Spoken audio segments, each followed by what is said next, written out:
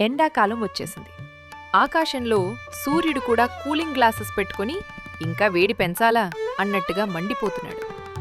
పల్లెటూర్లో నేలంతా వేడి ఆవిర్లు ఎగుస్తుంటే ఇంట్లో మురళీ గీత మాత్రం ఫ్యాన్ కింద పడుకుని అల్లాడిపోతున్నారు.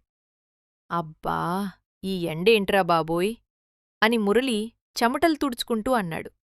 గీత కూడా ఫ్రిడ్జ్ నీళ్లు తాగినా పన్లేదన్నయ్యా అని మొహం పెట్టింది. అక్కడే భైరవ కుక్క నాలుక బయటపెట్టి నేనిక కదల్ను అన్నట్టు పడుకుంది. అప్పుడే టక్! ఫ్యాన్ ఆగిపోయింది. Current cut. మురళీ గీత ఇద్దరూ షాకయి ఒకర్నొకరు చూస్తున్నారు. అప్పుడే తాతయ్య ఎంట్రీ. ఒక చేతిలో మట్టికుండ, ఇంకో చేతిలో మామిడికాయలెతిలో మామిడికాయల బుట్ట. ఏంట్రా పిల్లలూ, ఇంతకే కంగారు పడుతున్నారా అని నవ్వాడు తాతయ్య. ఆయనిచ్చిన చల్లటి మట్టికుండ నీళ్లు తాగగానే పిల్లల కళ్ళలో మెరుపులు, ఎనర్జీ ఫుల్. రండి, అసలు ఎండాకాలం మజా చూపిస్తా అన్నాడు తాతయ్య. పచ్చటి పొలాల మధ్య ఒక పెద్ద మర్రిచెట్టు కింద అందరూ కూర్చున్నారు. చల్లటి గాలి వీచుతూ ఎంత కూల్గా ఉందో. తాతయ్య పచ్చి మామిడికాయలు కోసి ఉప్పు కారం వేసి ఇచ్చాడు.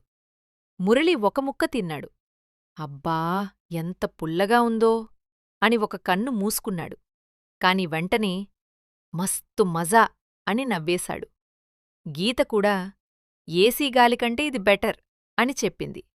అప్పుడే చెట్టుమీదనుంచి ఒక కోతి జంప్. మురళి చేతిలో ఉన్న మామిడి పండును లాక్కుంది. అయ్యో, నా మామిడి అని మురళి వెంటపడగా కోతి చెట్టుమీదకి ఎక్కి వెక్కిరిస్తూ తింటుంది. భైరవ కూడా సడంగా లేచి కోతి వెనకాల పడిగెడుతుంది.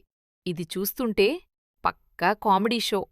కోతి ఒక చెట్టునుంచి మరో చెట్టుకి జంపు చేస్తూ మురళిని గందరగోళం చేస్తోంది. చివరికి టెంకను తీసి మురళి తలమీద ట్యాంగ్ అని విసిరింది.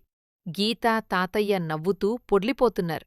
కోతి వెనకాల పరిగెడుతూ మురళి స్ప్లాష్ అని చెరువులో పడిపోయాడు. నీళ్లలో పడగానే అన్నీ కూల్. వేడి గల్లంతు. మురళి ఆనందంగా నీళ్లు చల్లుకుంటూ నవ్వుతున్నాడు. అది చూసి గీత, తాతయ్య, భైరవ్ కూడా చెరువులోకి దిగారు. అందరూ కలిసి నీళ్లతో అల్లరి చేస్తూ నవ్వులతో ముంచెత్తారు. సూర్యుడు నెమ్మదిగా అస్తమిస్తున్నాడు. ఆకాశం ఆరెంజ్ రంగులో మెరిసిపోతోంది. చెట్టుకింద కూర్చుని పిల్లలు ఐస్ గోలా తింటూ రిలాక్స్ అవుతున్నారు. మురళి నవ్వుతూ అన్నాడు, తాతయ్య, ఎండాకాలమంటే కేవలం వేడికాదు, అసలు మజా ఇది. తాతయ్య సంతోషంగా, ప్రకృతితో ఉంటే ప్రతిరోజు పండగే అన్నాడు.